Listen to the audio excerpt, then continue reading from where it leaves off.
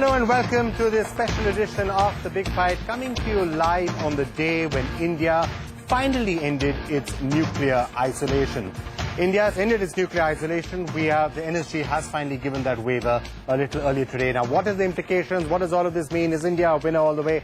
That's essentially what we're going to be discussing. And joining us to do that, we've got Salman Khurshid of the Congress Party, looking much more relieved than you must have been late last night. You must have been a worried man at one point, I guess. Certainly. Prasenjit joining us as well. He's the head of the research unit at the CPIM. We're going to be getting your perspective on what you think has happened. Mr. M.R. Srinivasan, former chairman of the Atomic Energy Commission. It's a pleasure to have you with us on the show to help us understand what's happening. Thank you. Ravi Shankar Prasad is going to be joining us in just a minute or two. We are being joined from Washington by Daryl Kimball, who is executive director of the Arms Control Association. He, in a sense, has been the man who's been fighting and then fighting some more to make sure the waiver doesn't happen. It's happened, so we're going to see what he thinks. And through the program, we'll also be hearing other voices as well, Brajesh Mishra, and so on and so forth. Let me start off first by getting a quick sense from the expert before we start with all the political discussions. M.R. Srinivasan, sir, as chairman of, former chairman of the Atomic Energy Commission, how do you describe today? Is it a sad day for India, as some of the opposition say, a great day for India? How do you see it? Well, I think it's a very important day. I've been with the Atomic Energy Program for 53 years, and let me tell you that it's a momentous day because the isolation that we have been experiencing ever since 1974 has now come to an end.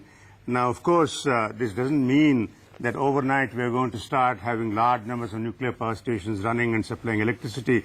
But the option that nuclear energy offers in terms of big incremental increase in power generation is ready to be charted out in a serious way. All right. View from Mr. Srinivasan there. I'm going to turn next to Daryl Kimball. Daryl, you fought long, you fought hard, you fought to prevent this waiver from coming through. Now that it's come through, how do you react? Well, we're very disappointed that the Nuclear Suppliers Group has capitulated to U.S. pressure tactics to approve a clean and unconditional waiver. The reason why we're disappointed is because the very reasonable conditions and restrictions that were being advanced by the like-minded countries and backed quietly by many other countries are very important, very common sense, and they're consistent with the Hyde Act. And whether or not India goes forward and engages in nuclear trade with other countries, it's clear that the Hyde Act and the 123 agreement, as interpreted by the State Department in its letter to Howard Berman, is going to restrict certain kinds of trade with India, no reprocessing, no enrichment, and it's going to mean that if India resumes nuclear testing, the United States, and I believe other countries, would cut off nuclear trade, though that should have been in the Nuclear Suppliers Group guidelines. All right. Should have been there in the Nuclear Suppliers Group guideline. Salman, how do you react to what some of the critics have been saying? Now, you, in a sense, have been getting it both from the non-proliferation hardliners who are saying India's got too sweet a deal, and then you've got members of the opposition who will shortly, I'm sure, be accusing you of having sold out.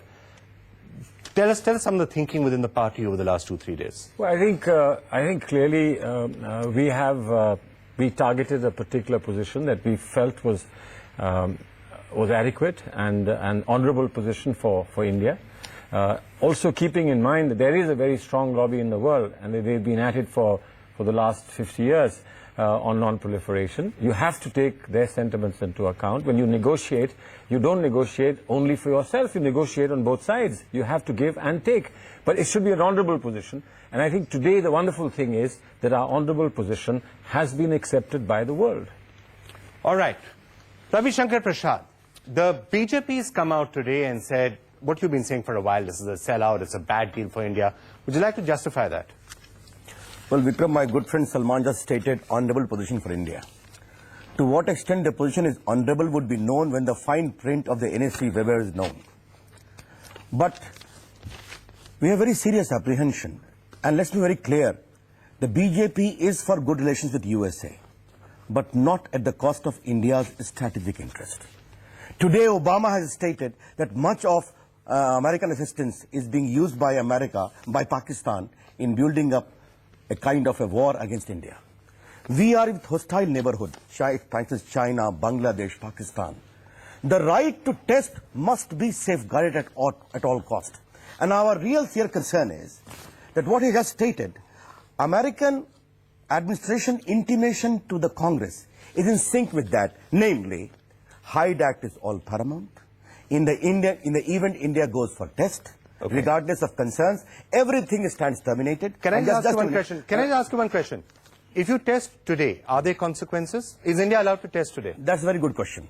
But India is not allowed to test today. That's a very good question. That's a very good question.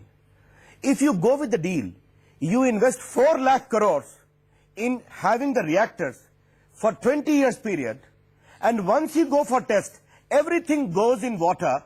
Everything stands terminated. That's assuming you're buying all of that. That's assuming you're buying all of that from the United States. What if you don't buy it from the US? If you buy it from the Russians, what happens? If you buy it from the French, what happens? Vikram, it is good you are putting me to cross-examination. I'm happy. No, I'm just asking you these questions. Let me reply to it. The point is this.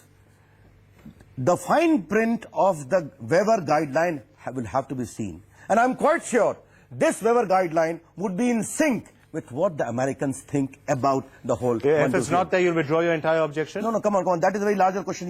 We will I'm just asking you. No, please. Because what I'm simply telling you, if you go for a nuclear deal, if you go for a nuclear explosion, should your security concern warrant that, the entire world is going to go with the same mood as America. I understand. There's a lot about, I want to read the fine print, should, would, if, but. Nuclear decisions and decisions in international policy are not taken on ifs and buts. They're taken on what's available today, what you want today, and what we wanted today we've got. That's what is important. No, Srinivasan, would you agree with that? No, and let us first answer the two specific points that he's making. The way that Ravi Shankarji has put it, it looks as though we are a country which is trigger happy with tests. We had a test in 74, we had a test in 1998, 24 years. And in 1998, Vajpayee ji, who was then the Prime Minister, he took on the voluntary moratorium, which has been in place for 10 years. So it is certainly a situation that is a contingent situation of low probability. In fact, we would like the world itself to move to a situation of no more tests. In fact, denuclearize the world itself. That's been India's policy from the time of Gandhiji, Nehru, reiterated all the way through. We don't want anybody to have any more tests and denuclearize. And therefore use nuclear energy solely for peaceful purposes. And therefore I disagree totally with Mr. Daryl Kimball. He has been building up a theoretical, non-existent situation. And we want nuclear energy not only for India, but for the rest of the world to mitigate carbon emissions and to see that secure energy is available. He's not that concerned about the lack of testing. He said we don't necessarily need to keep testing. And if you test, there will be consequences. I wish the world was as ideal as he wants the world to be. It is not that world.